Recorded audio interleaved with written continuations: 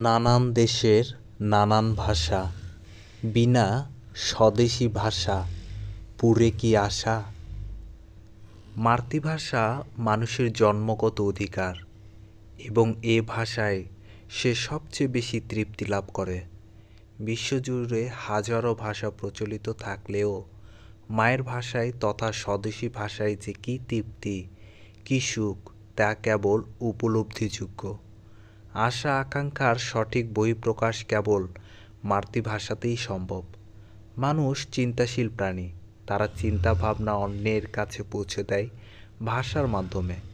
রবীন্দ্রনাথ যাকে বলেছেন আলো দিয়ে আলো জ্বালা, এভাবে পূর্ববর্তী মানুষের ভাব ভাবনা ভাষায় লিখিত রূপের মাধ্যমে পরবর্তী প্রজন্মের কাছে পৌঁছে যায়।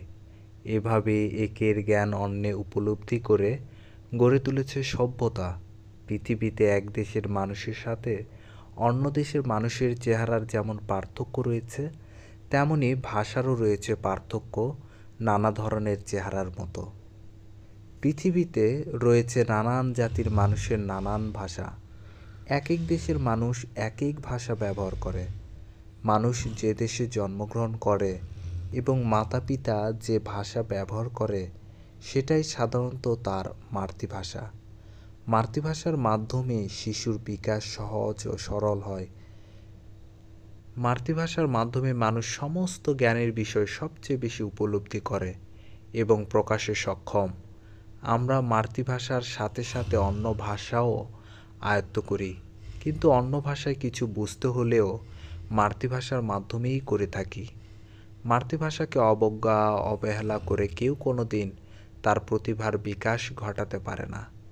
আমাদের মাইকেল মধুসূদন দত্ত তার উৎকৃষ্ট প্রমাণ। তিনি মাতৃভাষাকে অবজ্ঞা করে অন্য ভাষায় তথা বিনা স্বদেশী ভাষায় সাহিত্য রচনা করতে গিয়ে পেয়েছেন প্রতি পদে পদে আঘাত, দুঃখ ও কষ্ট। শেষ পর্যন্ত মা সম মাতৃভূমির প্রতি শ্রদ্ধা নিবেদন করে লিখেছেন বঙ্গভাষা কপোতাক্ষ নদ, যা তাকে অমর করে রাখল। বঙ্গভাষা কবিতায় তিনি বললেন, হে বঙ্গ ভাণ্ডারে তব বিবিধ রতন, তা সবে অবোধ আমি অবহেলা করি, পরধন লোভে মত্ত করিনু ভ্রমণ, পরদেশে ভিক্ষাবৃত্তি কুক্ষণে আচরি। মূলত মাতৃভাষা ভিন্ন অন্য ভাষাতে আত্মতৃপ্তি পাওয়া যায় না, তার বাস্তব প্রমাণ রেখে গেলেন মহাকবি মধুসূদন।